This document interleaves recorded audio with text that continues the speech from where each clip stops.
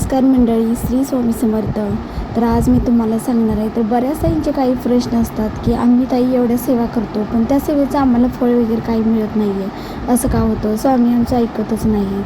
तर काय प्रश्न आहेत, गुरुमाऊलींनी काय त्याचं सांगितलेलं आहे उत्तर, तेच मी तुम्हाला सांगणार आहे. त्याआधी आपल्या चॅनलवरती जर कोण नवीन असेल तर व्हिडिओला सबस्क्राईब करून घ्या. कमेंटमध्ये श्री स्वामी समर्थ लिहायला विसरू नका. तर आता आपण व्हिडिओला सुरुवात करूया.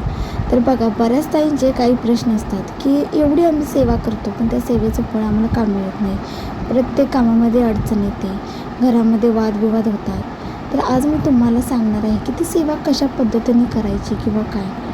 तर बऱ्याच ठिकाणी वेगवेगळ्या सेवा सांगितल्या जातात. तर आपली जी सेवा आहे ती कशी केली जाते तर मीच तुम्हाला तेच सांगणार आहे. बघा, दिंडोरी प्रणितमध्ये म्हणजे केंद्रामध्ये सुटकान तिथे इतकी छान अशी सेवा सांगितली असते, इतकी छान विधिवत सेवा तिथे चालू असते. आणि आता आपल्या गावामध्येही एखादं स्वामी समर्थांचं केंद्र असतं, तिथेही गेला असा तरी तुम्ही तिथे विचारल्यानंतर तुम्हालाही मोफत अगदी शुल्क न घेता तिथेही काही सेवा असतात ते सांगितले जातात. त्या जर सेवा तुम्ही मनोभावे जर केलात तर तुम्हाला त्या यशाचं फळ नक्कीच स्वामी महाराज देतात. फक्त आपली जी सेवा आहे ती सेवा करताना काहीतरी आपल्या सेवेमध्ये चूक झालेली असेल तर त्याचं फळ तुम्हाला कसे मिळेल. तर आज मी तेच तुम्हाला सांगणार आहे की ती सेवा कशी केली जाते. ज्या वेळेला तुम्ही स्वामीचरित्र वाचत असता किंवा स्वामींचं एखादं दुसरं जे पुस्तक असतं ते वाचत असतं, त्यावेळेला काय करायचं, एक उदबत्ती लावायचं.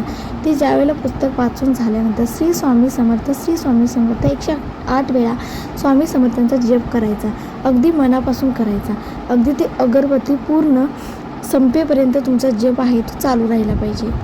ज्या वेळेला आपली सगळी सेवा करून होते त्यावेळेला तुमच्या मनामध्ये काय इच्छा आहे ते स्वामींना सांगायचं की स्वामी, माझी ही सेवा मी आज का करतो आहे तुमची, तर माझं काय कारण आहे ते स्वामींना कळायला पाहिजे. तुम्ही जर स्वामींना नाही सांगितलं, नुसतं सेवा केलात तर कसं फळ मिळेल.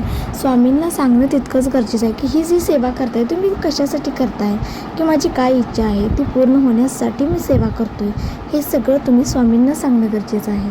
ज्या वेळेला तुमचं सगळं पुस्तक स्वामीचरित्र असू दे किंवा स्वामींचं एखादं जे पुस्तक तुम्ही रेग्युलरला वाचता किंवा जपमाळ 108 वेळा जेव्हा होते तुमची, त्यावेळेला तुम्ही स्वामींना निवेदन ठेवायचं की स्वामी, मी आज असं माझं जे मनामध्ये जी ही इच्छा आहे की ही इच्छा पूर्ण होण्यासाठी मी आज मनोभावे तुमची सेवा केलेली आहे, तर त्या सेवेचे फळ तुम्ही मला द्या, असं तुम्ही म्हणता का? नाही म्हणत तर तुम्हाला कसं फळ मिळेल. स्वामींना जर तुमच्या मनातील जर काही माहीत नसेल, आता ते ब्रह्मांडाचे नायक आहे, सगळ्यांच्या मनामधले जे आहे ते जाणून घेतात, पण आपणही सांगणं तितकंच स्वामींना गरजेचं असतं. तर तुम्ही अशी सेवा करून बघा. श्री स्वामी समर्थ हा जो जप आहे, जो हा मंत्र आहे, तर तो हा म्हणायला चुकू नका.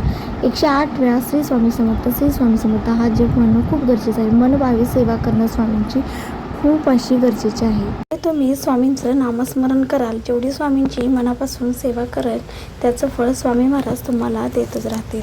कोणतीही छोटी चूक आपल्याला करायची नसते, तेव्हाच आपल्याला केलेल्या सेवेचं फळ मिळतं. महाराजांची कृपा आशीर्वाद मिळतं. घरामध्ये बऱ्याच अडचणी असतात, त्या वाढत जातात. कुठलीही अडचण महाराज स्वतः तुमच्यावरती येऊन देत नाहीत.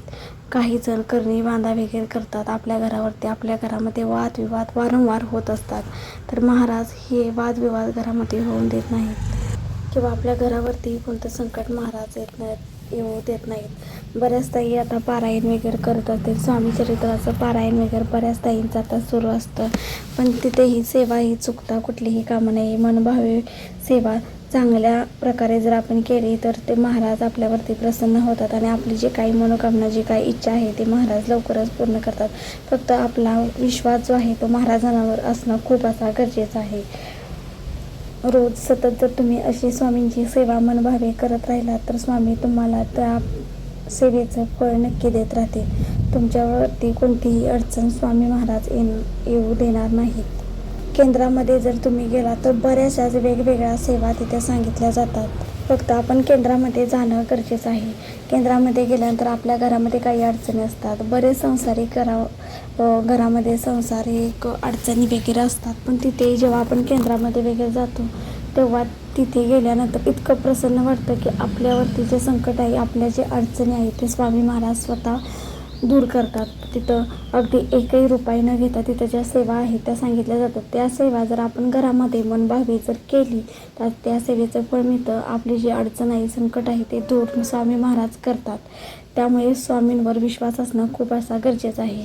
दिंडोरीमध्ये अशा वेगवेगळ्या सेवा होत असतात. तिथं काही ताई वगैरे जाऊन वगैरे आलेल्या असतात. आता आम्हालाही एकदा तिथं सांगितलं होतं येण्यासाठी, पण आम्हाला ते घडलं नाही आहे. पण ज्याच्या नशिबात असतं तिथं त्याला नक्कीच घडतं. दिंडोरीमध्ये वेगवेगळ्या सेवा असतात बघा. पितरांची वगैरे कोणाला त्रास असतो पितरांचा वगैरे, घरामध्ये वादविवाद जास्त होत असतात, कटकटी, मुलं अभ्यास वगैरे करत नाही आहेत, पितरांचा त्यांना त्रास असतो, त्यावेळेला तिथे ती सेवा केली जाते. ती केंद्रामध्ये सांगितलं जातं की ही सेवा तिथे केली जाते.